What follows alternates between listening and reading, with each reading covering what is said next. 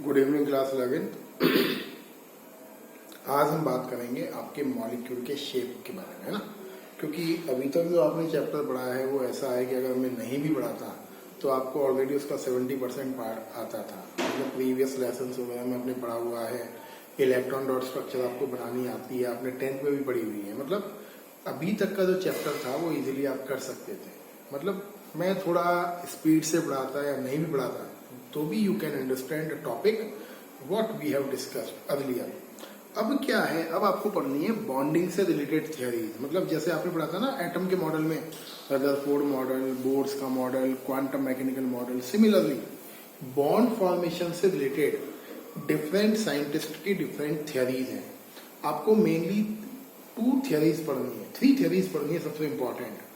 First है VSEPR theory, valence shell electron pair repulsion theory. सुन लो फुल फॉर्म इसका, VSEPR।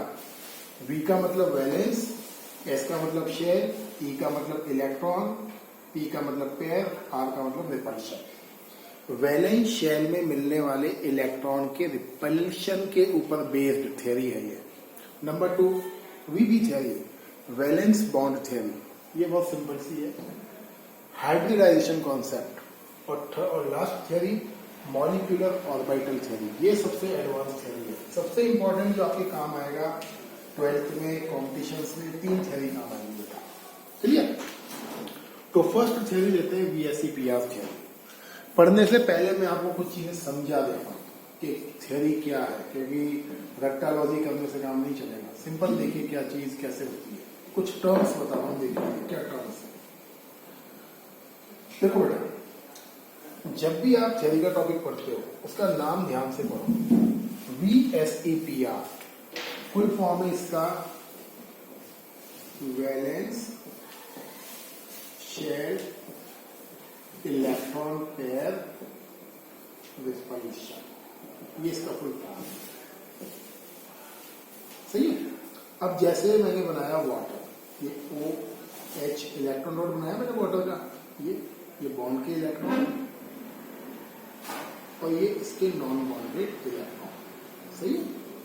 मॉलिक्यूल में सेंट्रल मेटल के इलेक्ट्रॉन, सुनना ध्यान से, मॉलिक्यूल के सेंट्रल मेटल के इलेक्ट्रॉन जो बॉन्ड बनाने में पार्टिसिपेट नहीं करते हैं, जो फ्री होते हैं, इनको बेटा हम बोलते हैं lone pair. Lone pair electron, lone pair का मतलब सेंट्रल एटम के वो इलेक्ट्रॉन जो बॉन्ड बनाने में पार्टिसिपेट नहीं कर रहे हैं, उसे हम बोलते हैं लॉन पेयर। पेयर मतलब 2-2 का सेट। और सेंट्रल मेटल के वो इलेक्ट्रॉन जो बॉन्ड बनाने में पार्टिसिपेट करते हैं उसको हम बोलते हैं बॉन्ड पेयर इलेक्ट्रॉन, सही। जब मॉलिक्यूल बनता है तो इन लॉन पेयर बॉन्ड पेयर के बीच में हमेशा रिपल्शन होता रहता है। इस रिपल्शन की वजह से ही आपके मॉलिक्यूल का शेप डिपेंड करता है या डिसाइड होता है। जैसे मैंने बोला मीथेन का शेप टेट्राहेड्रल है। टेट्राहेड्रल क्यों है करके देखते हैं। जैसे मीथेन बनाया आपने, क्लास 10th में पढ़ाया आपने, मीथेन का शेप टेट्राहेड्रल होता है। देखिए बेटा, ये कोवलेंट बॉन्ड, ये कोवलेंट बॉन्ड। तो आपने पढ़ा मीथेन का शेप टेट्राहेड्रल है। क्यों टेट्राहेड्रल है? बिकॉज इसके जो बॉन्ड पेयर है, बॉन्ड वाले इलेक्ट्रॉन, ये बॉन्ड पेयर, इसके पास लॉन पेयर तो एक भी नहीं है, कार्बन के पास नो फ्री इलेक्ट्रॉन प्रेजेंट। तो इन बॉन्ड पेयर में क्या होता है, रिपल्शन होता है। और इस रिपल्शन की वजह से ही मीथेन का शेप टेट्राहेड्रल डिसाइड होता है। तो ये जो थ्योरी है ना, टोटली एक बात बोलती है सिंगल लाइन में कि किसी भी मॉलिक्यूल का शेप सेंट्रल मेटल के सेंट्रल एटम के जो अनपेयर इलेक्ट्रॉन है या बॉन्ड वाले जो इलेक्ट्रॉन है उनके बीच होने वाले रिपल्शन पर डिपेंड करता है। क्लियर। जो नॉन बॉन्डेड इलेक्ट्रॉन है उसको हम बोलते हैं लॉन पेयर, और जो बॉन्ड वाले इलेक्ट्रॉन है उसको हम बोलते हैं बॉन्ड पेयर। सही, इतना अगर क्लियर है तो ये आपको रट्टा नहीं लगाना पड़ेगा, सिंपल क्लियर हो जाएगा। देखिए क्या बोल रहा है, shape of molecule depend on number of valence electron. Molecule का शेप सेंट्रल एटम के वैलेंस इलेक्ट्रॉन पर डिपेंड करता है। कौन कौन से वैलेंस इलेक्ट्रॉन? बॉन्डेड इलेक्ट्रॉन और नॉन बॉन्डेड इलेक्ट्रॉन, ये बॉन्डेड और ये नॉन बॉन्डेड। दूसरा, between unpaired electron and bonded electron repulsion take place and this repulsion decide shape of molecule. ये repulsion take place which decide the shape of molecule. Number 3, कब तक repulsion होगा? इन सब में तब तक रिपल्शन होता है, देखिए ये इसको करेगा रिपल्स, ये इसको करेगा रिपल्स, ये आपस में करेगा रिपल्स। ये रिपल्शन तब तक होता है जब तक कि रिपल्शन की वैल्यू मिनिमम ना हो जाए। सही है? तो जब ये रिपल्शन स्टार्ट होना होगा, शुरू होगा स्टार्ट होना, क्लियर? तो ये रिपल्शन कब तक होगा? ये रिपल्शन तब तक चलेगा जब तक आपके मॉलिक्यूल में रिपल्शन की वैल्यू मिनिमम हो जाए। और जिस लेवल पर इस रिपल्शन की वैल्यू मिनिमम हो जाएगी, वही शेप उस मॉलिक्यूल का शेप होगा। ये अच्छे बच्चों को पता नहीं होता है। मैंने पिछले लेक्चर में बताया था आपको कि मीथेन का शेप टेट्राहेड्रल क्यों होता है। टेट्राहेड्रल इसलिए होता है क्योंकि जो मीथेन के जो बॉन्ड वाले इलेक्ट्रॉन्स हैं उनके बीच रिपल्शन होता है, और वो रिपल्शन मीथेन की टेट्राहेड्रल शेप पर जाकर स्टॉप होता है। अच्छे बच्चों को पता नहीं होता है, इवन 12th वालों से पूछोगे उन्हें चक्कर आ जाएंगे बताने में ये चीज है। देखिए नंबर 3, तो कह लीजिए हमने रिपल्शन होता है कब तक? मिनिमम स्टेज तक। Not obey bond order, all bonds are equal. इस थ्योरी के अकॉर्डिंग ना कोई सिंगल बॉन्ड होता है, ना कोई डबल बॉन्ड होता है, ना कोई ट्रिपल बॉन्ड होता है। ये सारे बॉन्ड्स को इक्वल मानती है। जैसे रेजोनेंस पढ़ा ना आपने, रेजोनेंस क्या बोलता है? All bonds are equal. तो इस थ्योरी के अकॉर्डिंग भी all bonds are equal. And fourth, repulsion का जो ऑर्डर होता है वो होता है आपका लॉन पेयर का रिपल्शन सबसे ज्यादा, उससे कम बॉन्ड पेयर लॉन पेयर का रिपल्शन, ये एलपीबीपी, और सबसे कम बॉन्ड पेयर का रिपल्शन। मतलब जो हाईएस्ट रिपल्शन होता है वो लॉन पेयर के बीच में, उससे कम repulsion lone pair bond pair के बीच में, सबसे कम रिपल्शन बॉन्ड वाले इलेक्ट्रॉन्स के बीच में। तो ये रिपल्शन का ऑर्डर है। सही है? तो ये पॉइंट्स हैं आपके बेटा valence share electron repulsion theory के। सही? देखिए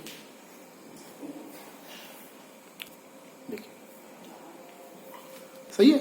आपसे एग्जामिनेशन में पॉइंट्स कोई भी नहीं पूछेगा, क्योंकि देने के लिए बहुत कुछ है इस चैप्टर में। पॉइंट्स नहीं पूछेगा आपसे कि VSEPR थ्योरी के पॉइंट्स लिखो। पूछ ही ले तो लिख देना आप अपने अकॉर्डिंग बना के, जो भी आपको लिखना है। काम की बात करते हैं। देखिए अब देखिए बेटा,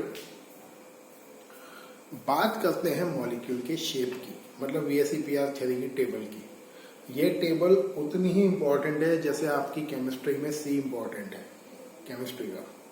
मतलब ये मॉलिक्यूल का शेप बताती है टेबल आपको। सबसे पहले टेबल को नहीं देखना है आपको, मेरी बात ध्यान से सुनना। ये टेबल ट्रिक के ऊपर चलती है बेटा, आपको कुछ लर्न नहीं करना है, आपको केवल ट्रिक ध्यान रखनी है। और ट्रिक बता रहा हूं मैं आपको। ट्रिक क्या है? 2 टेबल्स हैं आपके। ऐसे मॉलिक्यूल जिसके सेंट्रल एटम पर अनपेयर्ड इलेक्ट्रॉन प्रेजेंट होते हैं, और एक ऐसे मॉलिक्यूल जिसके सेंट्रल एटम पर अनपेयर्ड इलेक्ट्रॉन प्रेजेंट नहीं होते हैं। ये 2 टाइप की टेबल है। तो पहले हम पढ़ रहे हैं ऐसे मॉलिक्यूल जिसके सेंट्रल एटम पर लॉन पेयर या अनपेयर्ड इलेक्ट्रॉन प्रेजेंट नहीं होते हैं, उसकी शेप। सबसे पहले कैटेगरी है AB2, AB3, AB4। ये कैटेगरी है मॉलिक्यूल्स की। AB2 में क्या होता है? 1s का ऑर्बिटल 1p का ऑर्बिटल इन्वॉल्व होता है बॉन्ड बनाने में। अगर आपसे पूछ ले कोई भी मॉलिक्यूल जो AB2 कैटेगरी में है उसमें कौन कौन से ऑर्बिटल इन्वॉल्व है, तो आप क्या बोलोगे? एक s का ऑर्बिटल, एक p का ऑर्बिटल। AB3 में 1s का ऑर्बिटल और 2 ऑर्बिटल p के, तो क्या बोलते हैं? sp2। sp2 इसको बोलते हैं बेटा हाइब्रिडाइजेशन। मैं एक लेवल आगे की बात कर रहा हूँ बेटा। क्यों बात कर रहा हूँ? अगर यहां समझ में आ जाएगा तो कम से कम 10 पन्नों का टॉपिक है हाइब्रिडाइजेशन, आपको बिल्कुल क्रिस्टल क्लियर हो जाएगा यही। तो अगर आपसे पूछ ले AB2 मॉलिक्यूल में कौन सा हाइब्रिडाइजेशन होता है, तो आपको बोलना है sp। AB3 में कौन सा होता है? sp2।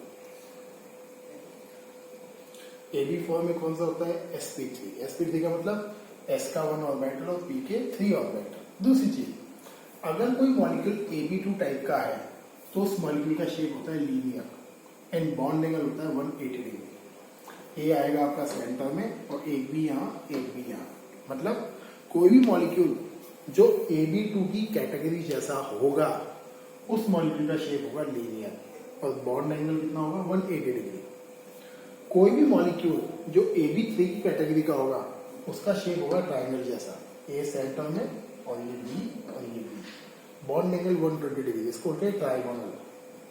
कोई भी मॉलिक्यूल जो Ab4 कैटेगरी का होगा उसका शेप होगा टेट्राहेड्रल, ए यहाँ और बी टेट्राहेड्रल फॉर्म में, बॉन्ड एंगल 109.5 डिग्री। सही, तो इतना सा ध्यान रखना है, बस ज्यादा नहीं रखना है। Ab2 में लीनियर, सुन लो, Ab2 में लीनियर, Ab3 में ट्राइगोनल, Ab4 में टेट्राहेड्रल। सही, अब जैसे Ab2 की बात करें तो ट्रिक क्या है, अब यहां देखो ए ने कितने बॉन्ड बनाए, 2 कोवलेंट बॉन्ड, ये ए ने बनाए, ध्यान से देखना बेटा, बहुत इंपॉर्टेंट चीज है। ए ने कितने कोवलेंट बॉन्ड बनाए, 2 कोवलेंट बॉन्ड। मतलब आपको आपका जो ए है वो ऐसा एटम है जिसके आउटर मोस्ट शेल में 2 इलेक्ट्रॉन्स है, बस। अब 2 ही है, क्यों? क्योंकि आपके पास अनपेयर इलेक्ट्रॉन नहीं छोड़ना है आपको, कोई अनपेयर इलेक्ट्रॉन नहीं है ए के पास। अगर Ab2 में ए के पास कोई भी अनपेयर इलेक्ट्रॉन नहीं है तो ए के कितने इलेक्ट्रॉन्स बॉन्ड बनाने में काम आ रहे हैं, 2। मतलब आपका जो ए एटम है वो ऐसा होना चाहिए जिसके वैलेंस शेल में ओनली 2 इलेक्ट्रॉन प्रेजेंट हो। ट्रिक बता रहा हूं, तो कौन से एटम के आउटर मोस्ट शेल में 2 इलेक्ट्रॉन होते हैं? देखो, बेरिलियम है और आपके डबल बॉन्डेड, ये एक्सेप्शनल केस है बेटा, ये CO2, ये कार्बन डाइऑक्साइड, क्योंकि VSEPR थ्योरी क्या है, डबल बॉन्ड को भी सिंगल बॉन्ड मानती है। तो देखिए बेरिलियम के आउटर मोस्ट शेल में कितने होते हैं, 2 इलेक्ट्रॉन। और बेरिलियम को अगर सिंगल बॉन्ड बनाना है तो हाइड्रोजन से बना दीजिए, तो BH2 बन जाएगा। क्लोरीन से बना दीजिए, BCl2 बन जाएगा, है ना। तो मैं करके दिखा रहा हूं आपको, या CO2 बना दीजिए, तो मैं एक करके दिखा रहा हूं बेटा। जैसे देखो, आपको BH2 बनाना है तो B आउटर मोस्ट शेल में 2 इलेक्ट्रॉन होता है ना, बेरिलियम का 4 होता है, 2,2। हाइड्रोजन यही बता देता हूँ, टफ वाला बताता हूँ। क्लोरीन आउटर मोस्ट शेल में 7, 2, 3, 4, 5, 6, 7 आता है आपको इलेक्ट्रॉन डॉट बनाना, मतलब देख लो बाद में 2, 3, 4, 5, 6, 7। इसको 8 करना है, ये तो पता है ये सबको, ये बना दिया इसने 1 कोवलेंट बॉन्ड। देखिए, इस बेरिलियम ने 2 कोवलेंट बॉन्ड बनाया, बट बेरिलियम के पास एक भी अनपेयर इलेक्ट्रॉन नहीं है, तो BCl2 किस कैटेगरी में आता है, Ab2 की कैटेगरी में। ए किसके जैसा है, बी के जैसा, और Cl कैसे है, B2 के जैसे। तो आपसे अगर क्वेश्चन पूछ ले एग्जाम में BeCl2 का शेप कैसा है, तो आपको बोलना है BeCl2 का शेप लीनियर है। BeCl2 का बॉन्ड एंगल कितना है, तो आपको बोलना है 180 डिग्री है। BeCl2 में हाइब्रिडाइजेशन क्या है, तो आपको बोलना है sp हाइब्रिडाइजेशन है। क्लियर है? तो ये कहानी आपके BeCl2 की। अब सेम ऐसे देखो बेटा, इसमें देखो Ab3 में ए सेंटर में है और बी 3 बॉन्ड बनाए। मतलब ए क्या है, ए ने कितने बॉन्ड बनाए, 3 कोवलेंट बॉन्ड। तो ए ने क्या करे, अपने 3 इलेक्ट्रॉन्स बॉन्ड बनाने में यूज करें, 3।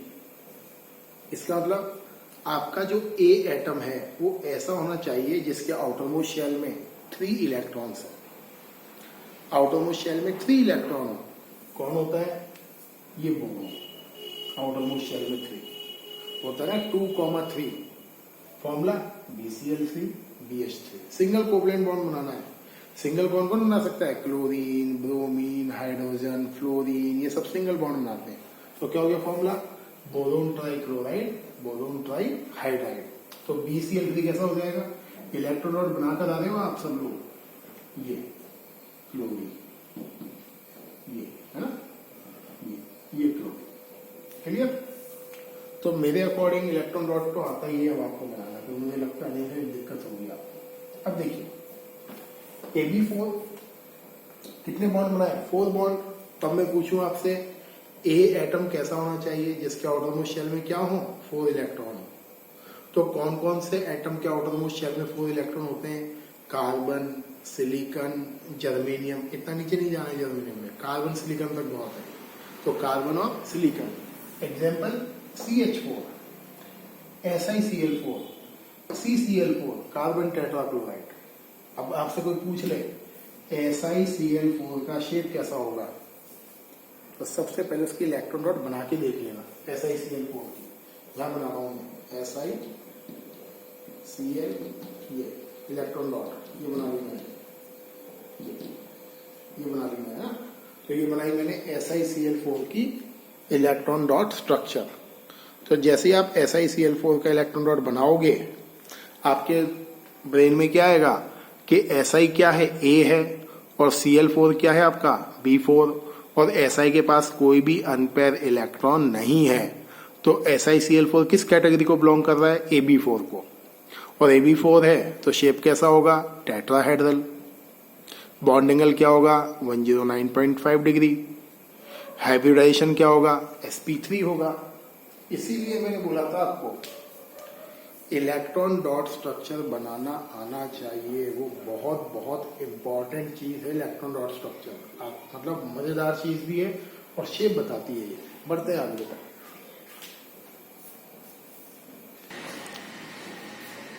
देखिए बेटा, अब मैं एग्जाम्पल नहीं बता रहा हूं आपको, अब मैं कैटेगरी के बाद एग्जाम्पल इमेजिन करेंगे। देखिए, और सिस्टमेटिक है, AB2, AB3, AB4, AB5, AB6, AB7, एक एक बॉन्ड बढ़ाना है। AB2 मतलब 2 बॉन्ड, मतलब मॉलिक्यूल को बनने में कम से कम 2 बॉन्ड होने चाहिए, शेप बताने में, है ना।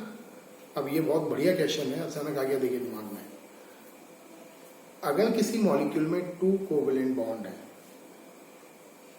तभी उस मॉलिक्यूल का कोई शेप होगा। अगर एक ही कोवेलेंट बॉन्ड है तो उसका कोई शेप नहीं होता है। जैसे मैंने बोला आपको, 1 मिनट के लिए रुकना टॉपिक, मैंने लिखा O double bond O।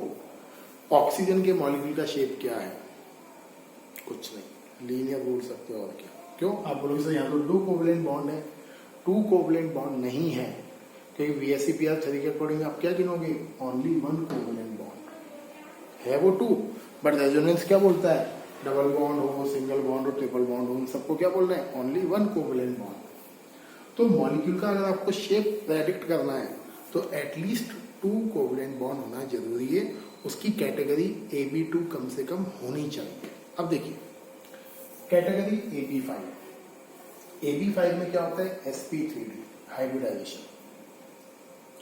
Shape होता है ट्रायगोनल बाई पिरामिडल, ये ट्रायंगल और ये बाई पिरामिडल। ये सेंटर में आएगा, B ट्रायंगल के कॉर्नर्स पर, एक ऊपर एक नीचे। ये जो एंगल है वो 120 डिग्री और वर्टिकल एंगल होता है 90 डिग्री। अब मुझे बताइए आप, A जो एटम है वो 5 बॉन्ड बना रहा है, 5 बॉन्ड 5 बॉन्ड का मतलब A के आउटरमोस्ट शेल में 5 इलेक्ट्रॉन है। अब इमेजिन करिए कोई ऐसा एटम जिसके आउटरमोस्ट शेल में 5 इलेक्ट्रॉन, नाइट्रोजन 2,5, फास्फोरस 285 होता है फास्फोरस। आप क्या लिख दोगे, फास्फोरस। 5 बॉन्ड बनाने क्या लिख दोगे, PCl5, फास्फोरस पेंटाक्लोराइड। याद करिए, एक्सेप्शनल केस है ऑक्टेट रूल का, सुपर ऑक्टेट मॉलिक्यूल। आगे याद, तो PCl5 का डायग्राम कैसे बनाओगे आप, ऐसे बनाओगे, सिंपल, ज्यादा कुछ नहीं करना है। P Cl Cl Cl, ये Cl और ये Cl, दैट्स ऑल। क्लियर है, तो ये PCl5 है। अब देखो अगला मॉलिक्यूल कौन सा है, AB6, हाइब्रिडाइजेशन sp3d2। अब इसको देखो, इसको भी रखने की जरूरत नहीं है आपको। sp3d मतलब क्या है, इसमें 1s ऑर्बिटल है, 3p ऑर्बिटल है और 1d का ऑर्बिटल है। टोटल बॉन्ड कितने बेटा है, 5 बॉन्ड है। तो ये कितने हो गए, 1 2 3 4 5। यहाँ क्या है, s का 1, p का 3, d का 2, यहाँ b का 3 हो जाएगा। तो रट्टा नहीं मारना है बिल्कुल भी। अब जैसे यहाँ देखिए, आपको बोला मैंने AB6, बहुत आराम से पढ़ा रहा हूँ ये टॉपिक, सुन लीजिए। यही तरीका है इसको समझने का, सबसे सिंपलेस्ट तरीका बताऊँ आपको मैं, इसके अलावा कोई सिंपल तरीका नहीं है। उसके बाद तो रेक्टोलॉजी पे आ जाएगा सारा मामला। जो मैं बता रहा हूँ इससे सिंपल कुछ नहीं हो सकता। रेक्टोलॉजी हो सकती है बट इससे सिंपल कुछ नहीं हो सकता। जैसे देखिए AB6, ए ने कितने बॉन्ड बनाए? 6 बॉन्ड। ये स्क्वायर और अप एंड डाउन 1 2 3 4 5 6, इसको बोलते हैं स्क्वायर बाई पिरामिडल या बोलते हैं ऑक्टाहेड्रल। या तो बोलोगे स्क्वायर बाय पिरामिडल या ज्योमेट्री होगी इसकी ऑक्टाहेड्रल। अब बताइए कौन से एटम के आउटर मोस्ट शेल में 6 इलेक्ट्रॉन है? सल्फर। और 6 बॉन्ड बनाने पड़ा था ये SF6, सल्फर हेक्साफ्लोराइड। सल्फर यहां आ जाएगा, fluorine fluorine fluorine fluorine fluorine fluorine.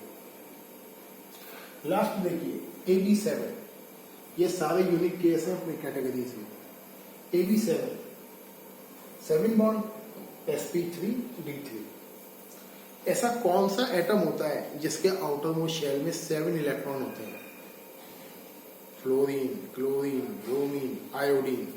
तो यहां बॉन्ड बनाता है आयोडीन और 7 बॉन्ड IF7। ये भी यूनिक है। ये सारे यूनिक एग्जाम्पल है बेटा आपके, और सारे के सारे ऑक्टेट रूल को फ्लॉप करने वाले मॉलिक्यूल हैं। सही है? ये सारे के सारे एग्जाम्पल ऑक्टेट लॉ को फ्लॉप करते हैं। IF7 ज्योमेट्री, ये पेंटागन बना रहा है नीचे 1 2 3 4 5 अप एंड डाउन। तो क्या बोलोगे? Pentagon bipyramidal. Example IF7। Iodine heptafluoride. अब आपने बोला सर IF7 है तो क्या ClF7 भी हो सकता है? नहीं होता है। 12th की बात बता रहा हूं मैं। क्यों?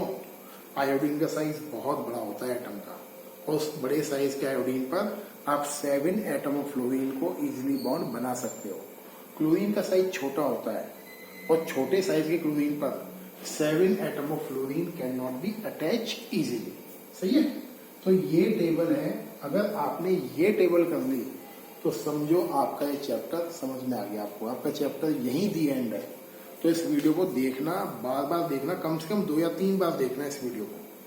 फिर सुनो मेरी बात, अगर ये टेबल आपने कर ली समझो आपका चैप्टर यहीं समझ में आ गया आपको, और आपके हमेशा 11 12 हमेशा के प्रॉब्लम सॉल्व हो जाएंगे। इवन अभी 12 के बैच में पढ़ा रहा हूँ मैं। 12 के बैच में आपका इलेक्ट्रॉनिक कॉन्फ़िगरेशन का वीडियो शेयर कराया मैंने कल ही, जो आपको चैप्टर 2 में पढ़ाया मैंने 1s2 2s2 2p वाला। और आज कैटायन एनायन की वैलेंसी का चार्ट शेयर कराया 12th में 10th क्लास का। इसलिए ध्यान रखना है, आप थोड़ा सा अटेंटिव रहिए इस समय। और ये टेबल देखिए, एक बार और रिकॉल कर लेते हैं। चलिए बोर्ड में मत देखना। AB2 category, shape linear, bond angle 180 degree.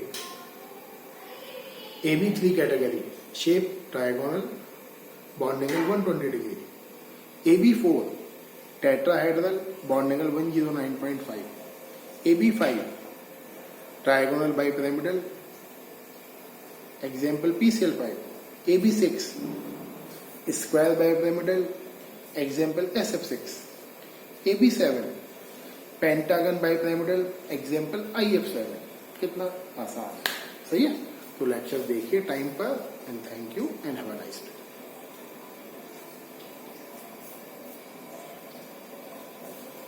देख लीजिए एक बार ध्यान से।